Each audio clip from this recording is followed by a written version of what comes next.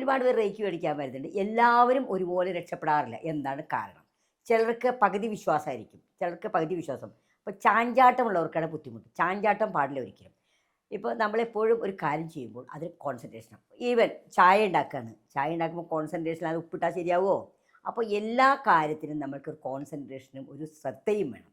ആ ശ്രദ്ധയുണ്ടെങ്കിൽ മാത്രമേ നമ്മൾ കാര്യം നടക്കുകയുള്ളൂ. ഇപ്പോൾ റേക്കി ആയാലും നമ്മൾ ശ്രദ്ധിക്കണം. അതിനിടയ്ക്ക് ഫോൺ അറ്റൻഡ് ചെയ്യുക, അതിന് രാവിലെ വൈകി എണീക്കുക, ഇതൊന്നും നടക്കില്ല. ഞാൻ റേക്കി പഠിച്ചിട്ടുണ്ടെന്ന് പറഞ്ഞുകൊണ്ട് രാവിലെ ഒരു 8 മണിക്ക് കഴിഞ്ഞിട്ട് 9 മണിക്ക് പോകേണ്ട ആൾക്ക് ഹർബറി ആയിട്ട് എന്തൊക്കെയോ കടത്ത് കഴിച്ച് പോയി കഴിഞ്ഞാൽ ഒരു കാര്യമില്ല.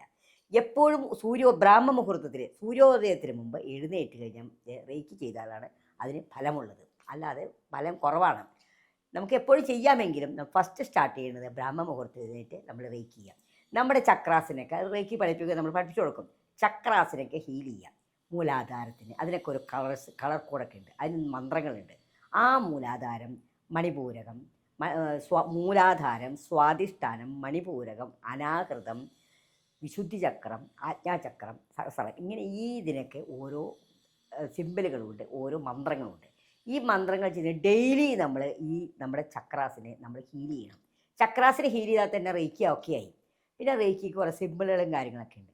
അപ്പോൾ അതൊക്കെ നമ്മൾ ശ്രദ്ധിച്ചു കഴിഞ്ഞാൽ, ഇപ്പോൾ യാത്ര ചെയ്യുമ്പോഴായാലും വാഹനത്തിൽ കയറുമ്പോഴേക്കും ആ സിമ്പിൾ വരച്ചിട്ട് കയറുക. 2 വിരലാണ് പ്രധാനം.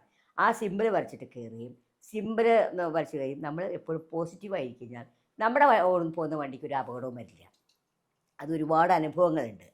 അതേപോലെ രാത്രി കിടക്കാൻ നേരത്ത് നമ്മൾ വാതിലുകൾ ലോക്ക് ചെയ്തിട്ട് ക്ലോസ് ചെയ്യുമ്പോൾ ഈ സിമ്പിൾ വെച്ച് കള്ളന്മാരുടെ ശല്യം ഉണ്ടാവില്ല.